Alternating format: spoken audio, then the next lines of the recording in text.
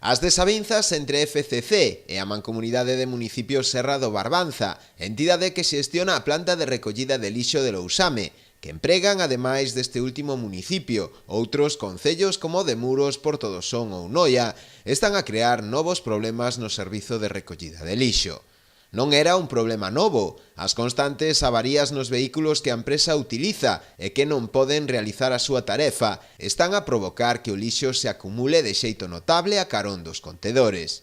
A situación está a causar un gran malestar entre os veciños destes concellos, que non entenden as razóns que se están a dar para xustificar esta situación. Temen que se produza un problema grave de saúde pública, máxime coas altas temperaturas destes días. Algúns grupos políticos, como é o caso do Partido Popular de Muros, estánse a facer eco desta problemática. A súa voceira Inés Monteagudo vén de exixirlle á Mancomunidade de Municipios Serra do Barbanza e tamén ao propio goberno municipal que adopten as medidas urxentes necesarias que permitan terminar dunha vez por todas cos problemas que existen no servizo de recollida de lixo.